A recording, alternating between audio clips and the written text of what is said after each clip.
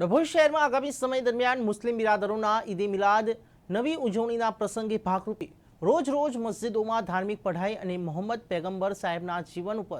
કવચ ઉપરથી તકરીરનો કાર્યક્રમ યોજાય છે। તે આગામી સમય દરમિયાન મુસ્લિમ રબી ઉલ અવ્વલ મુસ્લિમ મહિનાનો 12મો ચાંદ ઈદે મિલાદ નબી મોહમ્મદ પૈગંબર સાહેબના જન્મદિવસની ઉજવણી સમગ્ર વિશ્વભરના મુસ્લિમ દેશો સહિત સમગ્ર ભારત દેશમાં પણ મુસ્લિમ બિરાદરો દ્વારા ધાર્મિક પરંપરા મુજબ ઉજવણી કરવામાં આવે છે।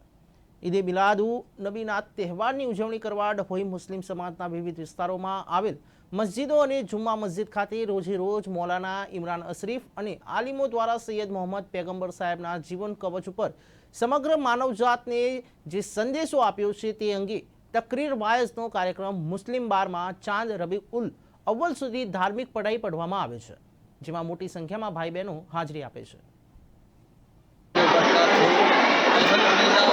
जैसे ही